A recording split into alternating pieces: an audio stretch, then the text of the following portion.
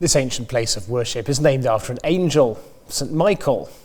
As such, it is unsurprising to find numerous representations of winged creatures dotted all around the church. There are more than 50 angels here in St Michael's, each uniquely crafted from stone, wood, paint and glass. Some are large, some are small. One is just a few years old, others are medieval. The oldest angels in St Michael's were carved onto the stone corbels that support the massive beams of the nave. There are 12 in total, 6 each side. Typical of angels, their role is to provide a combination of spiritual and practical assistance. They have a part to play in worship. As the viewer lifts their gaze, the corbels hover above, inviting the worshipper to join the praises of heaven. These angels also fulfill a very practical function. They were installed in the 15th century as part of a project to raise the height of the roof and thus let more light into the building. The role of angels as agents of spiritual and practical help goes back to the Bible and also finds echoes in the Jewish and Islamic traditions. Traditionally, angels were understood to be God's very first creatures, invisible agents who move between earth and heaven to do the bidding of the Almighty. In the Old Testament, the patriarch Jacob has a vision of angels ascending and descending on a ladder, bridging the gap between the place where he lay and the realm of God, which he perceived to be above him.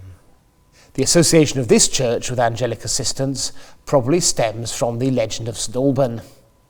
In another episode, we heard how Alban may have been tried in the Roman basilica once on this site.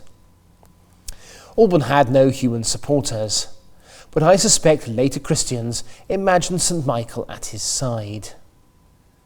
This is because Michael appears in the Bible as the leader of God's armies, warring for good against evil. In later centuries, Michael was shown in art with a sword in his hand, and/or the scales of God's justice in the other. Alban may have been glad of such support in his moment of trial. Connected to such traditions, Christians have called upon Michael in times of conflict, and they have dedicated churches to Michael at inhospitable locations or in places of tension. A number of Michael churches are found on islands, such as Mont Saint-Michel in Normandy, St Michael's Mount in Cornwall, and Skellig Michael off the coast of Ireland. And there is a notable string of Michael churches in the marches of Radnorshire and Herefordshire, a borderland marred by frequent fighting between the English and the Welsh. In addition to depictions of Michael the warrior, angels such as those on the corbels give expression to the Christian task to show God's love for the world through practical care for our fellow humans. Before the age of the welfare state, Christians were immersed in hands-on tasks of medical and social support. Surgery was either gruesome or impossible during the Middle Ages, so the sick and suffering often sought spiritual solace instead.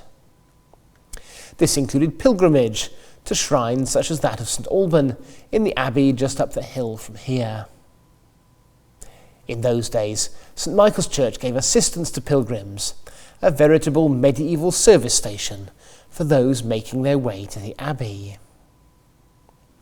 Today, the Christian commitment in this parish to pastoral care, after the example of the angels, takes form in friendship and support for all in the community. And this is a continuous task, because as Jesus said, the poor will always be with us.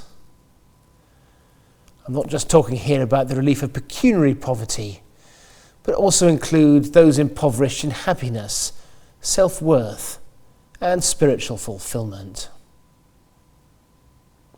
Those corbels above me, when they were first installed, might have been painted in vivid colours. Dramatic examples of angel corbels can be seen in other churches. Maybe one day, these will be painted once again in St Michael's. If so, this will represent a small reversal of the austerity of the Protestant Reformation, a subject to which we will turn on another occasion.